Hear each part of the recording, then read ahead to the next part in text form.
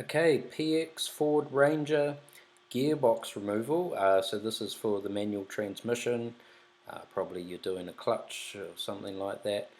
So make sure you watch my other video on the gear stick removal. I have that in a separate video because it's a job in itself. Just getting that thing out. This is a bit of a tricky one if you're a DIYer. Consider getting this done professionally with somebody who has a hoist.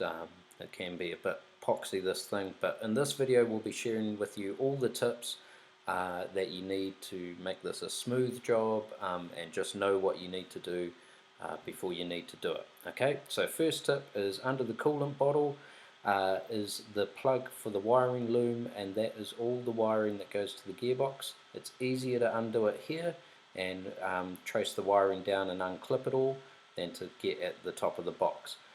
So airbox out, coolant bottle out, and then this plug is right underneath the coolant bottle.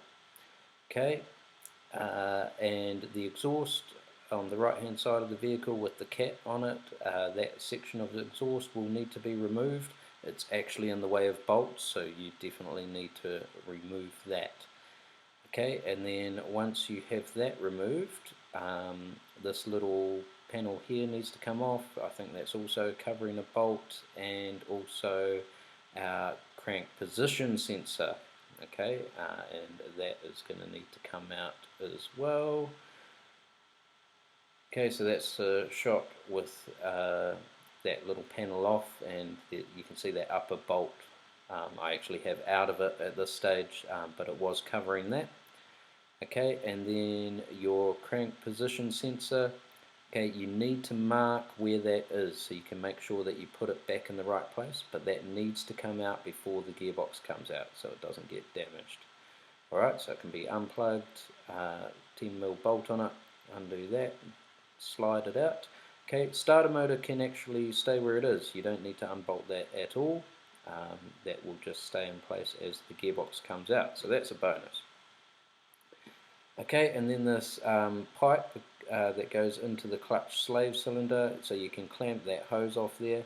It's got two clips on this fitting, so undo both of them to take the pipe out. If you're bleeding it, you just undo the one closest to the gearbox and slide that fitting back to allow fluid to go through the bleeder. Okay, but to remove the gearbox, you will actually need to take the bleeder nipple itself off that pipe. This pipe doesn't come out until you get the gearbox out, but the nipple itself needs to come out. It's just in the way of the bell housing exiting. This rear cross member needs to come off, of course, so you can drop the back of the gearbox down. We're hoping you know a bit about what you're doing with gearboxes. There's a couple of vacuum lines on top, two of them there. They need to be undone, so don't miss those. And then it's all your bell housing bolts, and it's pretty normal stuff from there on out. I hope these tips help you out though. Just knowing what you need to do ahead of time should make it flow much easier for you. Okay, so I really hope these tips help you out. Don't forget to click a like and subscribe, and we'll see you in the next video for more real tips from real mechanics. And don't forget to check out my other video on that gear stick removal, because you will need to know how to do that so you can get the gearbox out.